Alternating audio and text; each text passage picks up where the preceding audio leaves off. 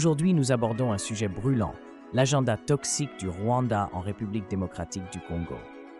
Depuis des décennies, le Rwanda manipule habilement certaines communautés kinyarwandophones en RDC, semant la discorde pour diviser et affaiblir notre nation. Comment ce plan sournois menace-t-il l'unité nationale et quels en sont les véritables enjeux géopolitiques? Restez avec nous pour comprendre les dessous de cette stratégie et découvrir comment la RDC peut riposter avec force et détermination.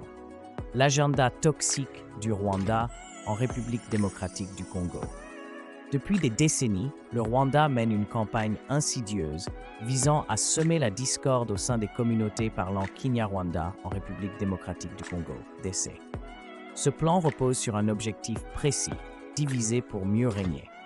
En encourageant ces communautés à voir leurs compatriotes congolais comme des ennemis, le Rwanda crée un climat de méfiance et de peur, favorisant la fragmentation de la société congolaise. 1.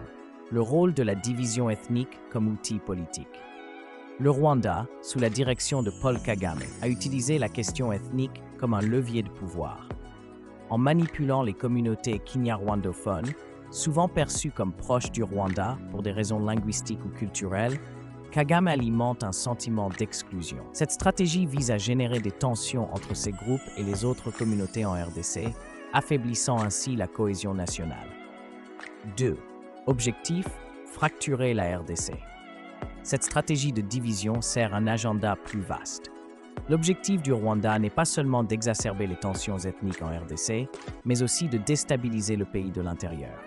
En affaiblissant l'unité nationale, Kigali cherche à maintenir son influence sur les régions frontalières riches en ressources, notamment au nord Kivu et au sud Kivu, où l'exploitation minière illégale profite directement aux intérêts rwandais.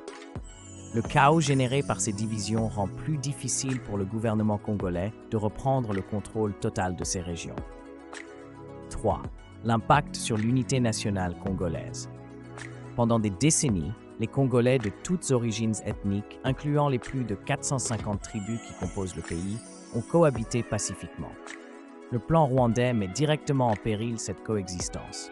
En encourageant la méfiance entre Congolais, Kigali fragilise le tissu social et rend impossible tout projet de développement national inclusif. Ce climat de division sert également à justifier des interventions militaires du Rwanda sous couvert de protéger les communautés kinyarwandophones, alors qu'il s'agit surtout de protéger ses propres intérêts géopolitiques et économiques. 4.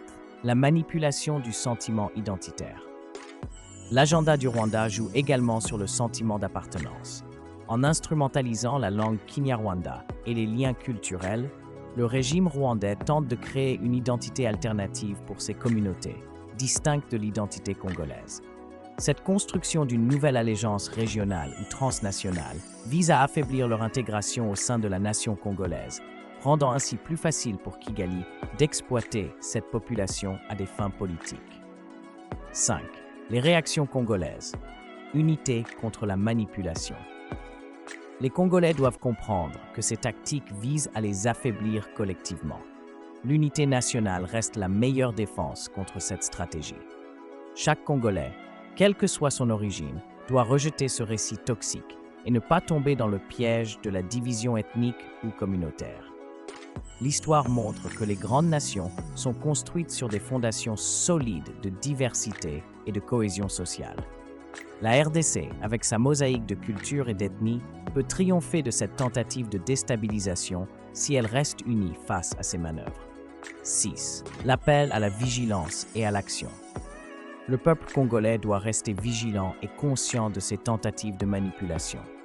Il est crucial que le gouvernement de Félix Tshisekedi prenne des mesures concrètes pour renforcer l'unité nationale, tout en mettant en place des politiques inclusives qui intègrent toutes les communautés, y compris celles parlant Kinyarwanda.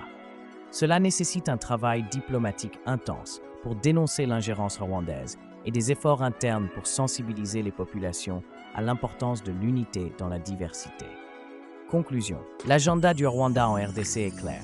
Diviser pour régner, déstabiliser pour exploiter. Mais cette stratégie peut être contrée par la cohésion nationale. En rejetant la division et en renforçant les liens communautaires, La RDC pourra non seulement résister à ces manœuvres, mais aussi construire un avenir plus fort et plus uni. L'unité est la clé pour repousser cette campagne de fragmentation orchestrée par Kigali et préserver la souveraineté du Congo.